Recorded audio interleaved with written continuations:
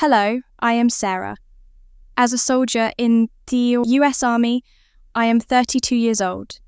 You may perceive in me a person who is resilient, self-controlled, and who has weathered storms in the past. I wish I could transport you back in time to the days when I was a carefree young woman, brimming with optimism about the future. Because I was just a faithful and loving wife till betrayal hardened me. They warned me the army would alter my life irrevocably when I enlisted. Everyone warned me that the military would break me physically and mentally due to the rigorous training and lengthy deployments, and that I would have to work twice as hard to establish myself as a woman. Perhaps they had a point, but I refused to budge. I aspired to be a national hero. With all my heart, I wanted to proudly wear that uniform. I wanted to prove to myself, above all else, that I could manage it. I will never forget the initial few months of my training. When I woke up in the mornings, the sky was still dark and the air was cold. I could feel the fire in my lungs as I forced myself to push past tiredness, hear the drill sergeant's voice resonating over the field, and hear the rhythmic stomping of boots. Though my muscles hurt, my thoughts sharpened. I wore my bruises, aches, and blisters like a badge of honour. David was the one thing that kept me going through it all. The man I live with. The one who had previously assured me of his eternal love. Before the army took over my life, I met David a long time ago. His unfussy charm and steady demeanour were what first drew me to him. He was the type of guy who would mindlessly open doors for me, console me when I was sad, and treat me as if I were his only woman. I was completely taken aback when he proposed to me. For a long time, I believed he was my rock, my refuge, and my equal in every endeavour. I felt like the luckiest woman alive on our wedding day, standing before our loved ones and relatives. There was no great party, and my clothing was plain, yet it made no difference. The most important thing was the way he cradled my hands in his and said those immortal words, "I will be here, waiting, no matter where you go." I found solace in those words. I wore them like a shield, certain that David would welcome me home with open arms regardless of how far I travelled or the perils I encountered. That assurance meant the world to me when I was away on deployment. Think about how scorching the desert heat would be on your skin. Envision yourself trudging along in heavy gear for miles and miles, your body beseeching you to quit, and your throat parched. Envision yourself in a situation where you could hear distant gunfire but have no idea who the next bullet was going to hit. My life was that. I had to battle fatigue, anxiety, and the knowledge that some people didn't return home every day. However, he occupied my thoughts during the many evenings of deep silence, feeling the warmth of his hand on mine and his smile as I came through the door brought back memories of our modest house back home. That optimism kept me going. The experience of being a soldier's spouse is under-discussed. While we're away, they're the ones keeping everything together. The bills are paid, the leaks are fixed, the lawn is mowed, and they sleep alone in beds that are much too huge. As soldiers, we hold on to the belief that they are patiently waiting for us, that they are our rock in an otherwise chaotic world. David remained that constant for me. I was under the impression that it was. When you're deeply in love, you hold onto a certain type of faith. It fortifies you without condition and is blind. The months of waiting, the risks, and the terror were only transitory. I reminded myself daily. The sacrifice was worthwhile. That when I returned home, our relationship would resume exactly where it had left off. Unfortunately, real reality isn't always linear with your mental narrative. In hindsight, I see that the silence surrounding treachery is the most brutal aspect of it. At first, you won't notice it. It is slowly but surely infiltrating your life. Even if your world is crumbling beneath your feet, you press on as if nothing is wrong. Back then, I had no clue what my home life would be like. Unbeknownst to me, the man in whom I placed the utmost trust was already betraying all of his commitments. I had no idea what was happening beyond the battlefield ahead of me, and the love I believed was shielding me from harm behind enemy lines. There must be a cause worthy of fighting for every soldier. A few people battle for the cause. Some brave souls risk everything to defend their fellow service members. I battled for David. I battled for the chance to return to a welcoming home. I stood up for the life we had imagined for ourselves. However, I would soon discover that the desert struggle was not my true adversary. What awaited me at home, my true adversary. Letters and phone calls from home are more than just words when you're far away in the middle of a conflict zone. People rely on them. Their presence serves as a constant reminder of your identity, the cause you're fighting for, and the world that awaits you once you leave the battlefield. The encouragement I received from David's emails and calls kept me going. I had the impression that was the case.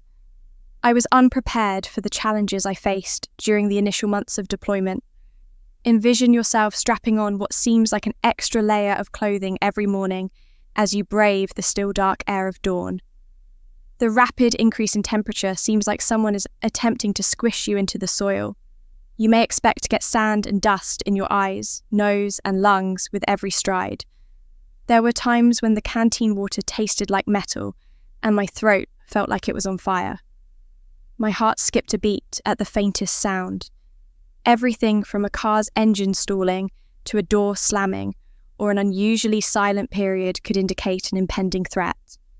Life may transform in an instant when you're out there. The projectile is a bullet, a detonator, a misstep.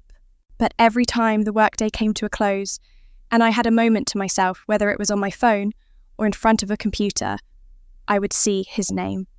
Hey there, David, the man I live with. His initial correspondence was exquisite. He expressed his longing for my return, his pride, and his counting of the days till I returned in his writing. He confided in me that he would occasionally sleep on my side of the bed in order to feel more connected to me. As a means of attracting my scent, he allegedly sported one of my old t-shirts. What a profound impact those remarks had. With my hands clenched or my eyes glued to the computer, I would read them until they blurred. The conflict vanished, if only for an instant.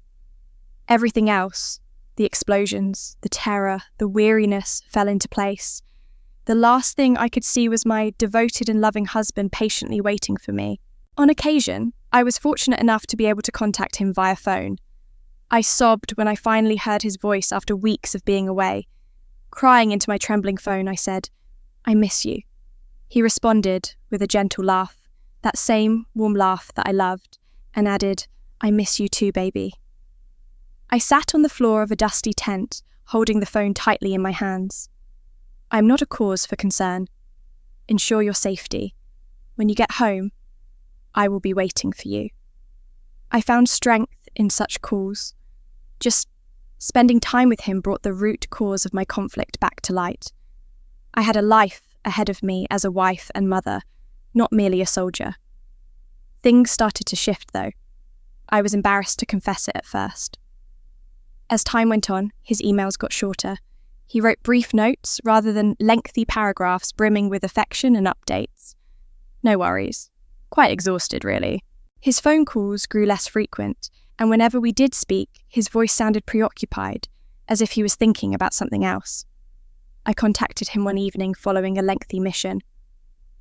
My feet were still caked in dust, my entire body throbbed with pain, and all I wanted was to hear his voice. A dull tone accompanied his pickup. "Are you all right?" I inquired. He spoke rapidly and said, "I'm fine." I could hear a switch in his voice. Quite exhausted, really. This is not a cause for concern.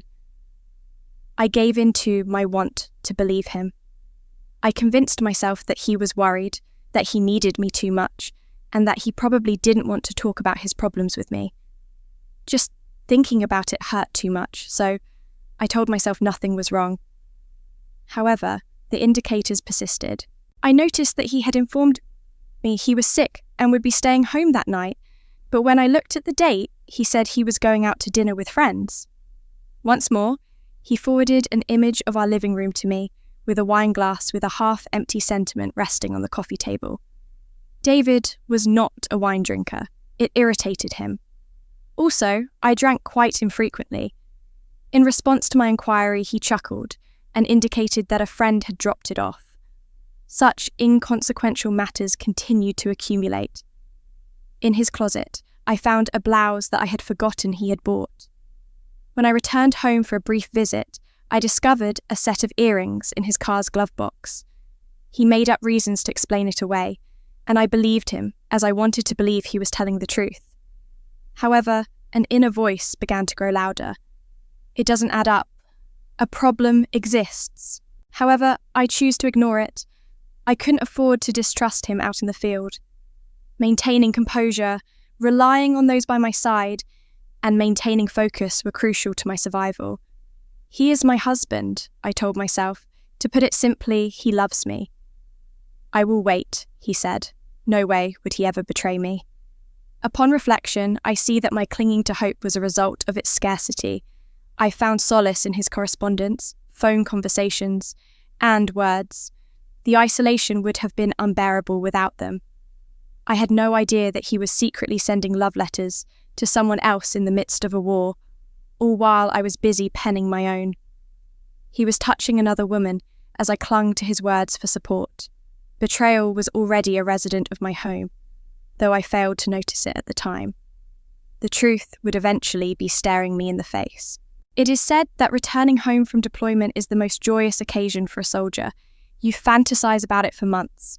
The plane touching down, seeing your loved one waiting in the crowd, the first kiss, hug, and night in your own bed. You imagine it until it seems nearly tangible. You can't go through the worst of times without that hope. I felt like I was finally stepping into my long-held dream when my deployment ended. My heart felt lighter than it had in months the second I walked off the plane. Frustrated, I strained to see him among the throng. "Hey there, David, the man I live with." His arms were spread wide as he stood there smiling and waving. My pulse raced. I hadn't felt secure in a long time. I took a deep breath as he embraced me, attempting to recall the familiar aroma of home. Even though he embraced me warmly, something was off. Not less powerful, not less icy, simply different. The thing was just in my head, I reassured myself. The last time I held him was months ago, after all. Obviously, it would have a different sensation. On my first night back, I was hoping for a cozy bed. I had hoped for calm. At long last, I thought I could get some sleep. No, something seemed off instead. The bed I had desired no longer had the same sensation. A scent I couldn't place wafted across the blankets. Laundry detergent was not it. I didn't own it. Something floral, very sugary, nearly stuck to the cloth. I dismissed it, rationalizing that after spending so much time in the desert, I might have lost touch with the smell of home. A subtle worry, meanwhile, churned in my chest. Early in the day, I made an effort to contact David. I filled him in on my deployment, the anxiety, the weariness, and the times I needed a pep talk to keep going. "Yeah, I missed you too," he remarked, shifting the conversation's focus. He then nodded and smiled slightly. The fragility of his remarks was palpable. Weak and shallow, they were meaningless. I noticed an increase in the number of cracks as time went on. It was as though David was perpetually preoccupied with something else. There were instances when he withdrew too swiftly whenever I extended my hand to hold his. He moved awkwardly as I leaned on him at night. He blamed his exhaustion, his early commitments, and his illness. I found him on the couch, engrossed in his phone, one night when I entered the living room. He swiftly locked the screen and tilted it aside the second he saw me. I felt sick to my stomach. I inquired as to his whereabouts, and he responded with a hesitant giggle, "Just scrolling." Excuses continued to mount. More often than not, he began to work late. He pretended to be playing games or watching videos while he locked himself in another room for hours. Upon opening the door, he would abruptly discontinue the call, even though I could hear him speaking softly. I did my best to ignore the uncertainties. I tried to convince myself that I needed time to reconnect because I had been gone for too long. Marriage following military service can be challenging. Individuals undergo transformations. Time and space alter dynamics. Perhaps this was the norm. A receipt, though, turned up later. A piece of paper was nestled inside a drawer as I began to unpack some of my things. It was for an upscale eatery, the type of establishment David and I had never been. Ritzy, pricey, and lacking in romance. I felt sick to my stomach when I saw the receipt's date. During my deployment, it happened. He gave me the silent treatment when I asked him about it. "Oh, I went with friends," he shrugged and added, avoiding eye contact with me. His speech was overly rapid and informal. His deceit was obvious to my stomach. You couldn't turn a blind eye to the signs anymore. I caught a subtler scent of that same scent one night as I got into bed. Not my, certainly not his, those belonging to another person. My fists were clenched under the blanket as I gazed up at the ceiling, my chest contorted. Over the subsequent weeks, my doubts intensified. There was a shirt in the laundry that I didn't recognise. Lost in the rear of his vehicle was an unusual earring. In the middle of the night, his phone started ringing, and as I went to get it, he quickly took it away. Every time, I approached him with a gentle tone. His justifications were always sound. Someone picked it up. I loaned the automobile to a colleague. Those were phishing emails. Excuses abound endlessly. Instincts, however, are impervious to justifications. A lady is aware. In our hearts, we know. Moreover, I was aware. There was a problem. I had no idea what was going on behind my back. I had made it through months of combat. For a long time, I lived in continual terror of dying. On the other hand, the conflict I was facing at home was unique. Weapons were not used in the conflict. Deception, secrecy, and treachery were the weapons of choice. The complete and utter truth was lurking around the bend, and I had no clue. Somehow, the truth always manages to surface. No amount of denial or rationalization will prevent it from resurfacing. When it does, it's like being swept away by an unstoppable wave. I fought for weeks to tell myself it was all in my head, that there was a straightforward reason for the peculiar scent that permeated the linens. All of the items, the receipts, the clothing, the earrings, had good intentions. I desperately wanted to believe him and cling to the hope of our supposed marriage. My uncertainties were already screaming inside, but I couldn't seem to silence them. I unexpectedly entered the residence one afternoon. With his phone resting on the nightstand, David was in the shower. Usually, I would keep my hands off of it. I had faith in reliability. Still, I felt a voice within me yell out, "Look!" that day. As I took it in, my hands quivered, my pulse raced, and my tummy knotted. To assuage my fears, I promised myself that I would merely look for a moment. I was unsettled by what I witnessed. It was devastating. Informative communications, as many as a dozen. None of my friends or co-workers. She received it, emotional, yearning, passionate language, the things he had spoken to me before. When she wrote, "Last night was amazing, I can still smell your cologne on me," he responded, "I can't wait until the next time." This went on and on. Waiting around for her is the worst. My legs become weak. My vision was clouded with tears as I continued scrolling. Visual media, just kidding. Claims made. "I love you," he told her. A sense of vitality washed over him, he told her. Then I saw the message that broke my heart to pieces. While lying on her bed, she described how bizarre it felt at first. But right now, it feels like home, in her bed, the bed I sleep on. He had transported her to the precise bed that I had fantasized about on a nightly basis while abroad, the very bed that I had believed to be my sanctuary. As my breath came in harsh spurts, I let go of the phone. My hands were shaking so terribly that I could not stand, and my chest felt like it was going to collapse. As if the entire world had just gone silent, Even the faint sound of the flowing water in the shower seemed far away.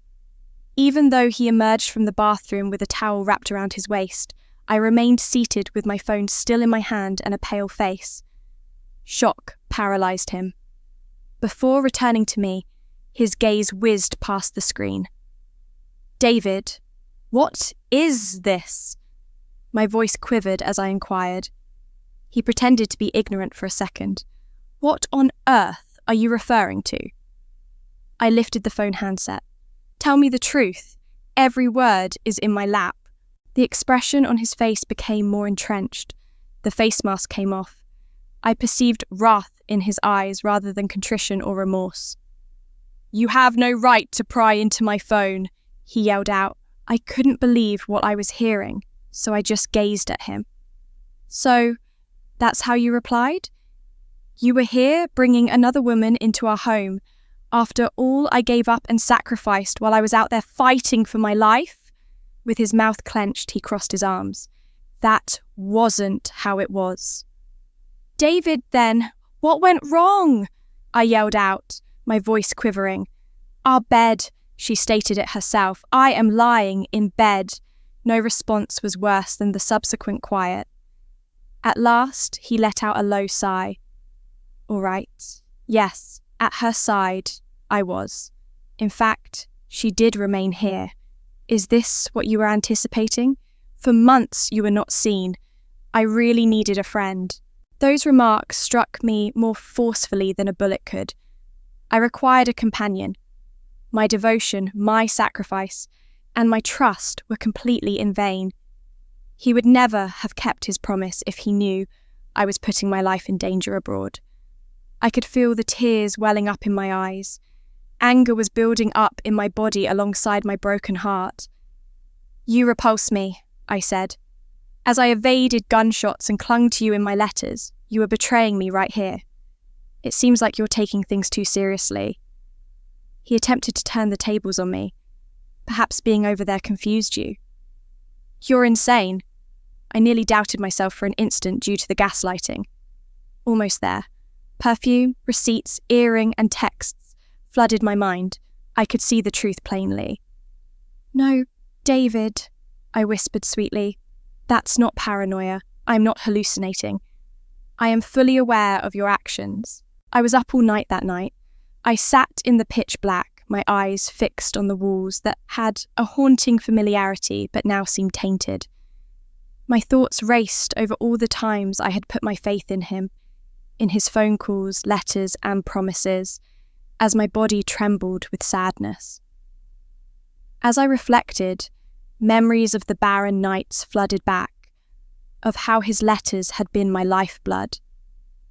I recalled the terror I had endured on my own, the tears and blood I had shed, and how I had trusted him to be faithful the whole time. In the precise spot that was meant to be ours, I could now only see him sleeping with her, murmuring to her and laughing with her. I felt like someone was setting fire to my flesh with their treachery. Nothing had prepared me for this. I had encountered uniformed foes and heard gunfire, but this was the worst.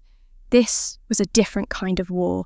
Something within me shifted as the night progressed and the tears dried. I vowed to myself I wouldn't be shattered. He assumed I was feeble because I would be quick to forgive and keep quiet. Yet, there was something he had overlooked. Being a soldier is my job. I am skilled in combat.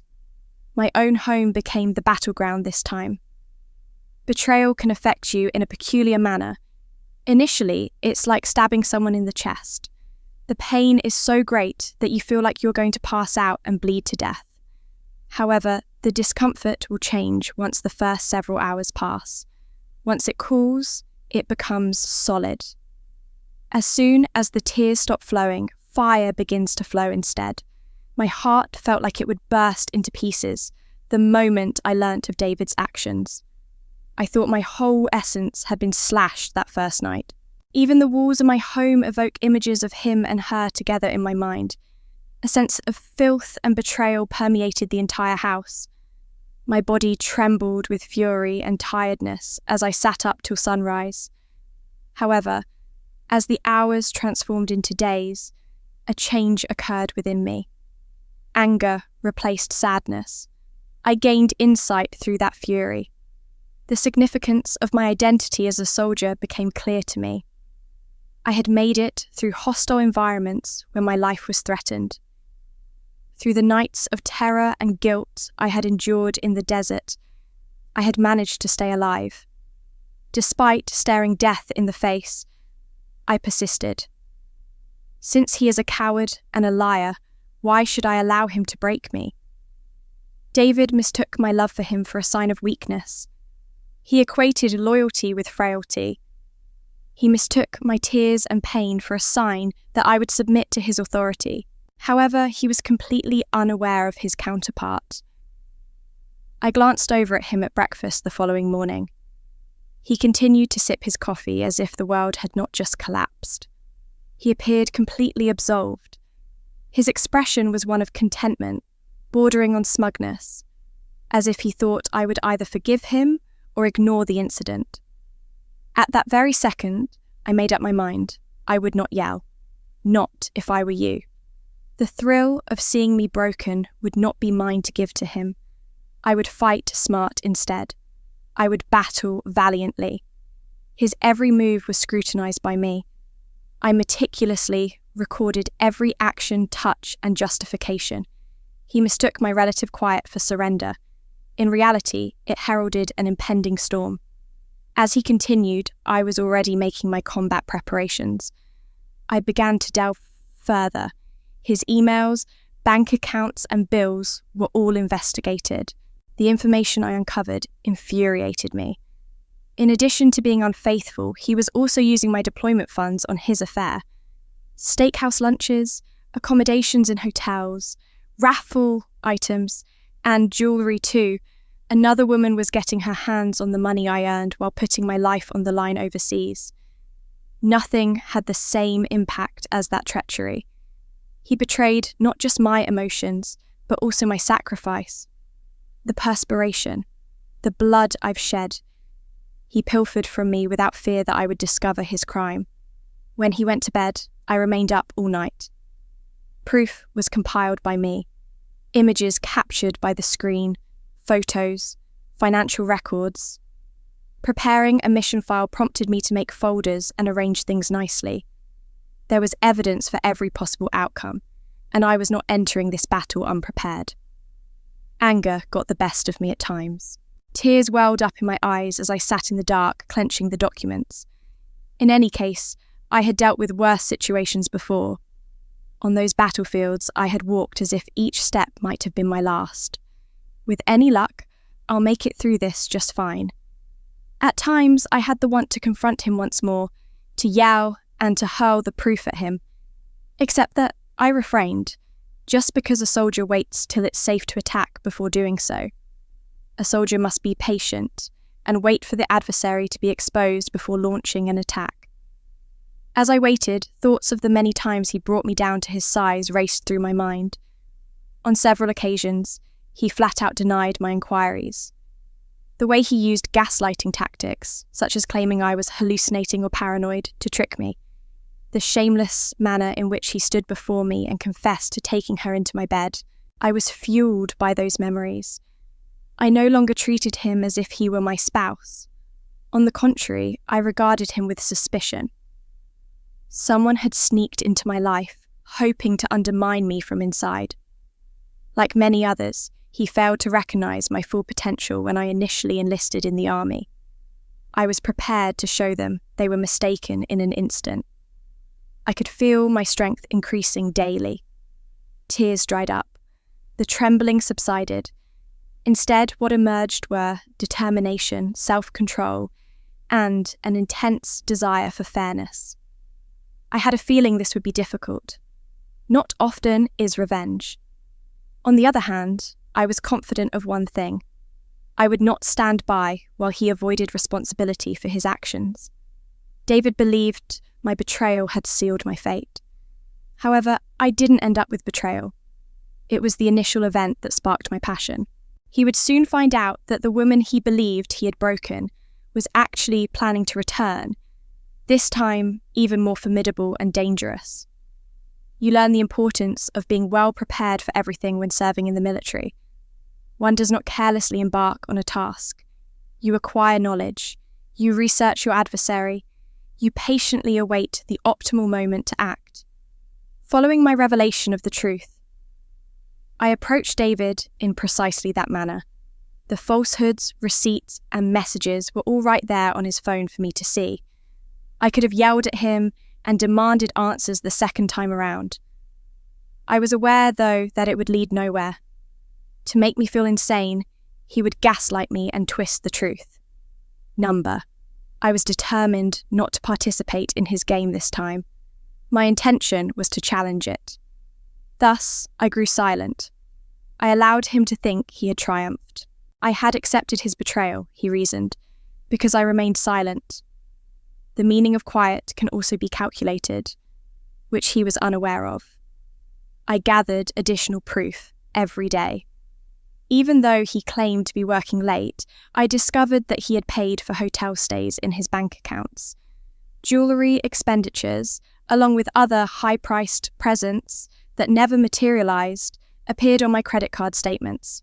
I retrieved phone records that revealed several hours of calls to unfamiliar numbers. I felt like I had another weapon in my armoury with every new revelation. I made a password-protected folder on my laptop and gave it an innocent-sounding name so he would never be able to open it. I constructed my case inside. Images of words on screen, images showcasing receipts, paper copies of electronic correspondence. The bank records show that he used my deployment pay to finance his affair. Evidence on a battlefield map resembles the way I organised everything. As he dozed off at night, I would sit in silence, basking in the light from the screen, as I meticulously typed notes, saved files, and constructed a timeline. Preparing for a mission brought back the feeling of being a soldier. It wasn't dread that made my hands tremble. It was intense concentration. No longer was this merely an act of vengeance. Justice was served. While he was away one afternoon, I rummaged through his laptop. As I scanned his email, my pulse quickened. I was aware that I was going too far, but I kept telling myself that he had gone too far first. It was the last nail in the coffin that I discovered. Something she has written. She was furious. "You said you would give me more," she wrote. "You had already stated your intention to end your relationship with her. Your word is that you will look after me. My patience is wearing thin." The statement that really sent shivers down my spine was this: "It still feels strange being in her bed, but I'm starting to get used to it." In her bed? The bed I sleep on? Our wedding nightstand? Those remarks stung like hell. I pasted the message into the file after copying and pasting it. I needed no other evidence than that. I can't ignore the proof that this wasn't an affair or a slip-up. It was the stain of treachery on my house. I continued, though. I contacted a legal representative. Sitting across from him in his office, I felt a knot in my stomach, and my hands weighed down by my folder. I spread out all of the materials on his desk. With each document, his eyebrows rose higher as he slowly turned the pages. At last, he turned to me and proclaimed, "You've got enough here to bury him." Indeed, legally, and not only in family court. He paid for this with your money, your deployment pay. It's deceitful. That's stealing. The power of those words surged through me. It wasn't merely my assertion that I had been betrayed. The law had also confirmed it. A military legal advisor was another someone I spoke with. For the simple reason that betrayal is a major problem in the military, particularly when it involves the misuse of funds intended for a soldier's family. Beyond the realm of civilian court, they informed me, David's actions might have far-reaching ramifications. Since returning home, I haven't felt this kind of mastery with anything. Cleverly slipping and covering his lies, he thought to himself. However, I was able to use each of his secrets as a weapon. At home, I remained composed. Dinner was made by me. Softly, I grinned. The long calls and late nights that he used as an excuse were heard by me. Supposedly, I bought into his story. I was recording, constructing, and getting ready the whole time. He was completely unaware that each falsehood he divulged to me was contributing to his eventual demise. At times, I wished I could yell at him, fling the proof at him, and see him fall apart. Except that I refrained, reason being I was aware that the moment was not yet ripe. War is a slow process. To maximize the damage of your strike, you must wait until the target is exposed. While I did nothing, I waited, patiently, in the dark. My thoughts would go over the strategy as I lay in bed staring at the ceiling. When I initially confronted him, he hurled insults at me, and I recalled his words, "What did you expect? For months you were not seen." Those remarks gave me the strength to keep going.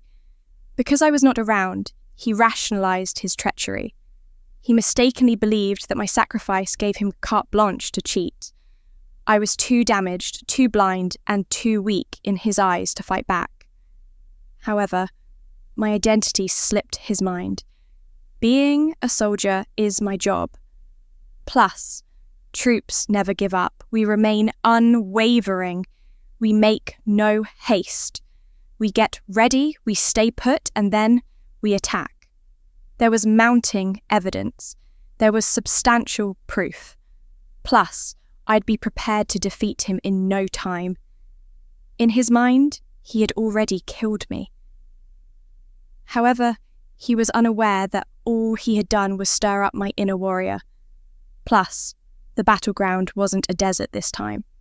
It wasn't against random people. It happened at my house. Meanwhile, my adversary sat across the table from me, grinning and apparently thinking he was untouchable. Silence gave way to action on that fateful day. David believed he had triumphed for a long time. He interpreted my lack of speech as a sign of weakness, my inability to express my emotions, and my inability to do anything but wallow in misery. My quiet was really just the calm before the storm, and he failed to see that. With the hefty folder resting on my lap, I recall sitting at the attorney's office. Within were all the documents I had gathered from him, including his messages, receipts, bank records, and even a note from her regarding sharing my bed. With a firm voice, my lawyer returned to me after opening the folder and turning page after page. "This is more than treachery, Sarah. Theft has occurred. It is dishonest. The money you earned while deployed is going towards supporting your family. Instead, he is lavishing it on another lady. This argument holds water. Defeating him is within our reach." For some reason, those words just kept going. I experienced a surge of strength that had eluded me for months. My role as a victim had changed. I had command. Quietly, the probe began. Notifications were made. We reviewed the accounts. The law was closing in on David as he secretly moved about with her, but he had no clue. He continued living his double life, fooling himself into thinking he was brilliant while he laughed, lied, and snuck away. However, he could feel the walls closing in on him. After that, someone came knocking on the door early one morning. 2 policemen stood outside when David unlocked it. Their serene yet commanding aura engulfed the entranceway. "David Miller," asked one of them. "We should talk to you. You're being probed for alleged financial fraud and mismanagement." Standing a few steps away, I observed in silence. His cheeks turned white. He was visibly shaken. As he struggled to find his words, the cops maintained a calm and collected demeanour. He was informed of his rights. I finally heard what I had been anticipating, the click as the handcuffs were fastened around his wrists. His eyes widened in a mix of astonishment and rage as he cocked his head to meet mine.